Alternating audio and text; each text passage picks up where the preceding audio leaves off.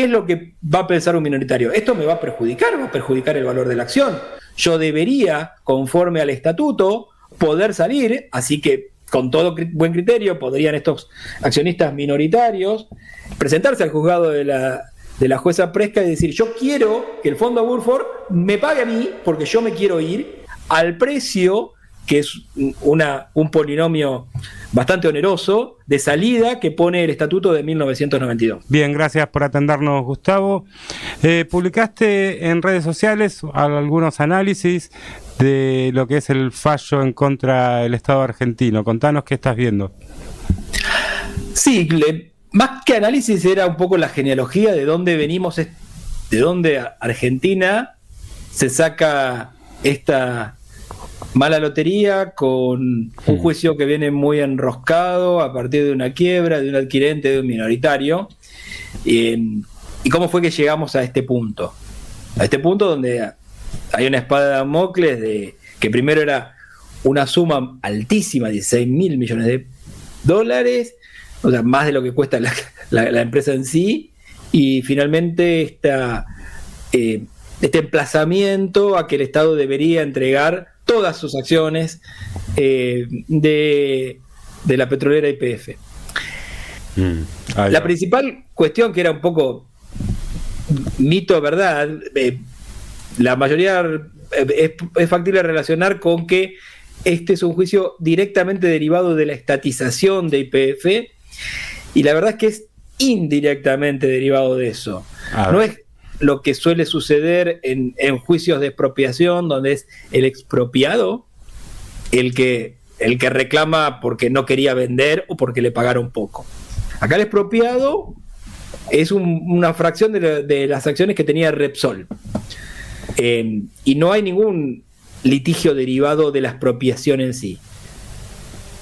Está bien. Este juicio no es de fuente, digamos, expropiatoria, sino estatutaria, y lo plantea los que se quedaron con derechos litigiosos del grupo Petersen, que tenía un porcentaje minoritario, que fue a quiebra, y ahí es donde el grupo Woodford compra la quiebra, y con ello este litigio, que después lleva a los tribunales de Nueva York, basándose en una legislación argentina que es el Estatuto de YPF modelo 92, que cuando se privatiza establece unas reglas que son usuales, nada raro, en principio, de manejo de gobernanza de la sociedad. Y dice que aquel que quiera llegar a una mayoría, aquel accionista que quiera ganar el control al tener la mayoría de las acciones, está obligado a hacerlo a través de una oferta pública de acciones, en donde todos los demás accionistas le pueden vender al precio ofrecido. Y Argentina no hizo eso, porque Argentina fue por la canaleta de la expropiación.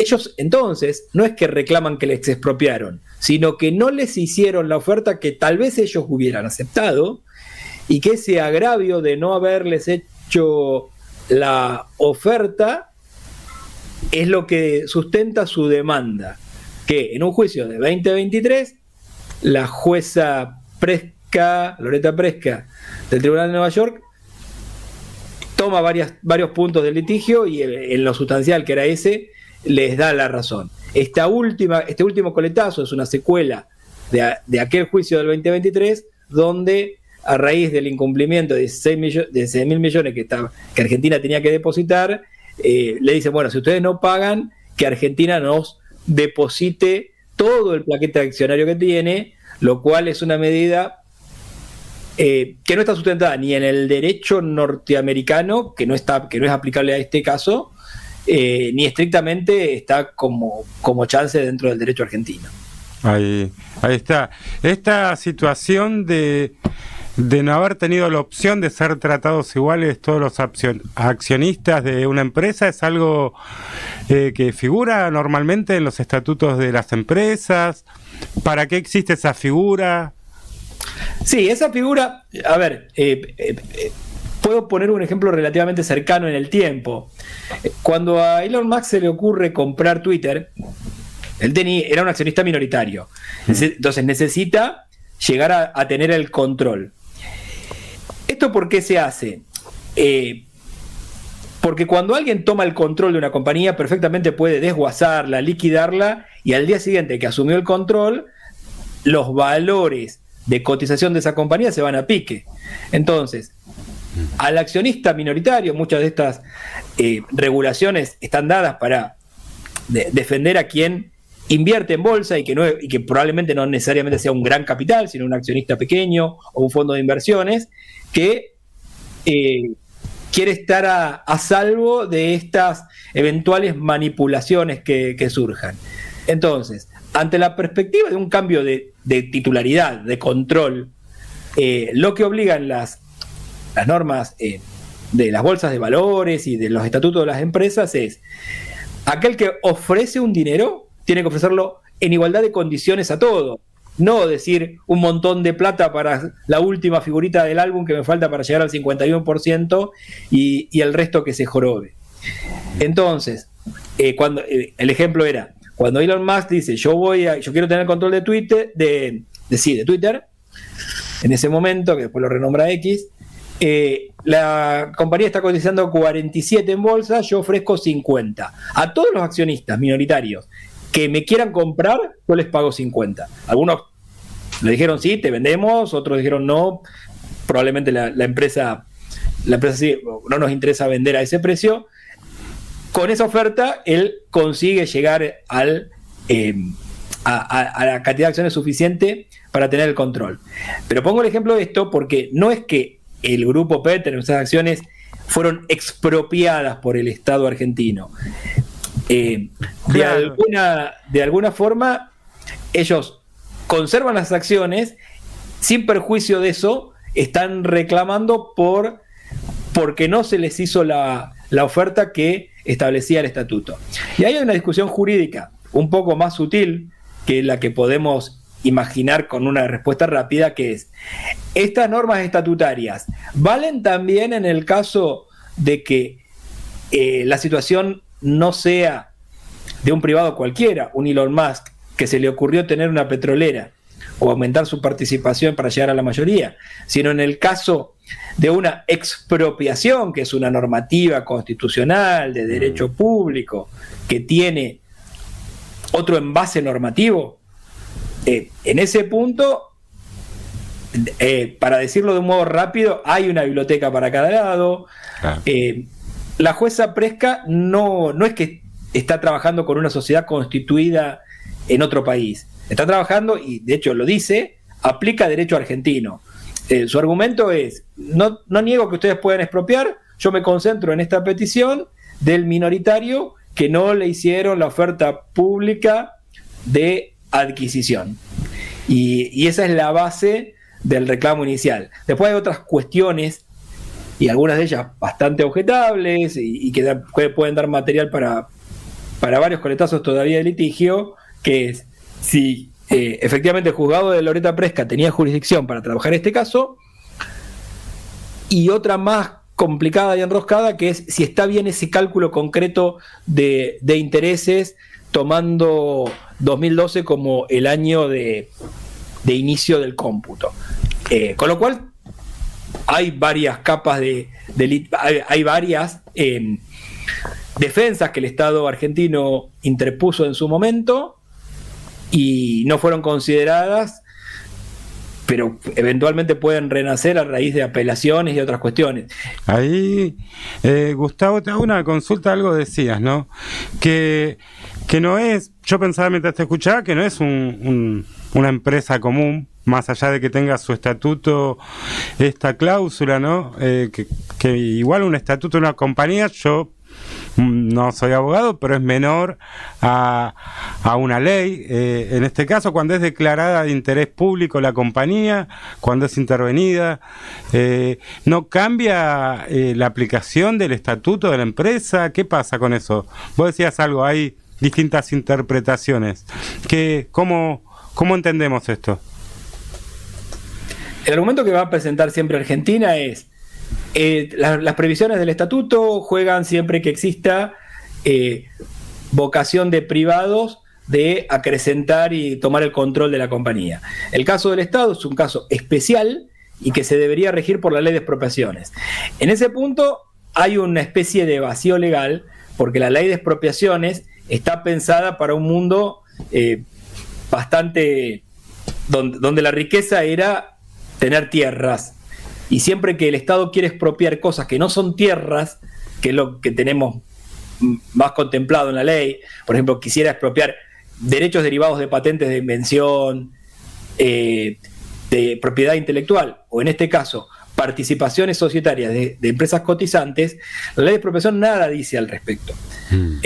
Pero en todo caso, el derecho argentino, que es el que Loreta Presca debería aplicar, puede interpretarse que en marco de una ley posterior, una normativa posterior a la del Estatuto de YPF, decidió ir por la vía de la expropiación, una vía que incluso es bastante restrictiva en el tipo de reclamos que puede hacer el expropiado, que no puede reclamar, por ejemplo, un lucro cesante. En esto de la jurisprudencia ha variado.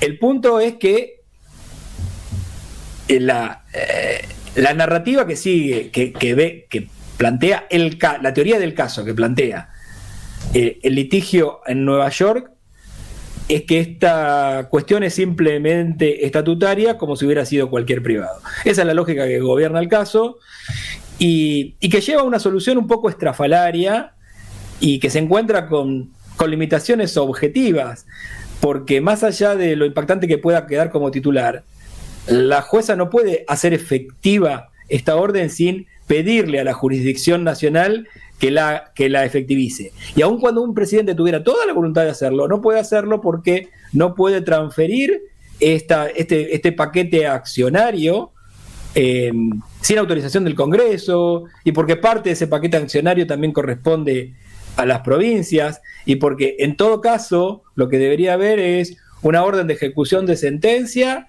que cuando llegue y toque jurisdicción argentina, lo primero que puede hacer Argentina es revisar la regularidad de todo el juicio que vino antes de esta orden, y si no hay una cuestión de derecho público relevante, y de esas la principal que planteó Argentina en su momento es: acá hay una ley de inmunidad de jurisdicción que afecta a todos los estados. Y Argentina no estuvo solo en ese planteo. Lo plantea como parte demandada, pero es acompañada por presentaciones espontáneas en carácter de amicus curiae o de aval, que realizan países disímiles como Ecuador o Chile, y hasta el propio gobierno de Estados Unidos le había dicho en su momento a la jueza: tengan en cuenta que la interpretación del Departamento de Estado de la ley de inmunidad de jurisdicción, a nosotros nos preocupa que ustedes avancen contra terceros países, porque esto es una cuestión de política de Estado, de interés nacional, etcétera, etcétera. Con lo cual, hay una serie de diversas defensas que el Estado presentó y que no fueron consideradas en su momento, pero que al momento de hacer efectiva esta decisión en suelo patrio, que es lo que necesariamente hay que hacer, si pretendieran ejecutar esto, podrían revivir para ser examinadas, en este caso sí, por un juez argentino. Hola Gustavo, ¿qué tal? Buenas tardes, acá Diego y Sandy te saluda. ¿Cómo estás?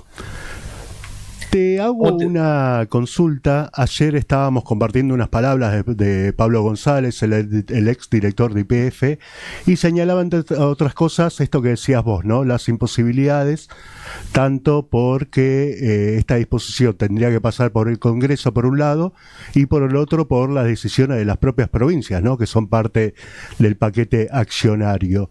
Según tu perspectiva, ¿es necesario que ambas disposiciones estén presentes en un supuesto escenario de que el Congreso avale y acompañe esta disposición? ¿Cuál es el rol de las provincias podrían tomar ahí? Yo ni siquiera lo planteo como un escenario factible. Y hasta desde el punto de vista estatutario del propio derecho IPFiano, la orden de Loreta Presca es de imposible cumplimiento, porque yo tendría lo que el propio estatuto se preocupaba de querer que no suceda, que es un cambio de el controlante sin acceso a que los eventuales minoritarios sean protegidos. Ténganse a ver, para desbrozar esto punto por punto. Supongamos que esto mágica, con una varita mágica, se produce. Yo me pongo en el papel de un minoritario de YPF. Mucha gente compra YPF, compra acciones de YPF por internet con un clic. Bueno, ese minoritario al día de mañana va a decir que va a saber que en lugar de tener el muy importante aval de ser una empresa del Estado en territorio nacional con un montón de experticia y efectos, la titularidad de la empresa sería un oscuro fondo de inversión. ¿Qué es lo que va a pensar un minoritario? Esto me va a perjudicar el valor de la acción. Yo debería, conforme al estatuto, poder salir, así que con todo buen criterio podrían estos accionistas minoritarios presentarse al juzgado de la jueza Presca y decir: yo quiero que el fondo Burford me pague a mí porque yo me quiero ir al precio, que es un polinomio bastante oneroso, de salida que pone el estatuto de 1992. Más allá de esto, y esto lo planteaba Saravia Frías, que era procurador del Tesoro de Macri, y tiene razón. Esta orden no es de cumplimiento posible. No obstante, el perjuicio para el país es que tiene esta sentencia de 16.000 millones de pesos, que está como un pasivo contingente que en algún momento, a través de apelaciones varias o de negociaciones, se debería arreglar, creo yo, en caso de que se arregle a un precio muy sustantivamente menor. Ahí está. Nos quedamos un poco más tranquilos, me parece, Gustavo, no sé qué opinas vos, con este análisis que vos hacés, y bien claro, ¿no? Que yo si estuviera en el gobierno tendría esto en la lista, en el primer renglón de prioridades. Ahora, si vos me preguntás, ¿algo terrible va a pasar o mañana este fondo se queda con YPF? Ciertamente no va a pasar, ni ahora, ni la semana que viene, ni el año que viene. Hay problemas para el Estado argentino, pero no sé si este es el peor de sus problemas, eventualmente.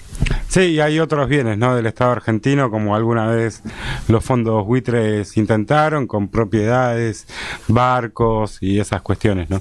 Sí, el único punto del Estado argentino que el Estado argentino, Loreta Presca, le dio la razón es: ustedes dejen afuera YPF. En todo caso, YPF quedó fuera del asunto, porque si no, lo que hubieran hecho es cobrarse con dividendos de YPF.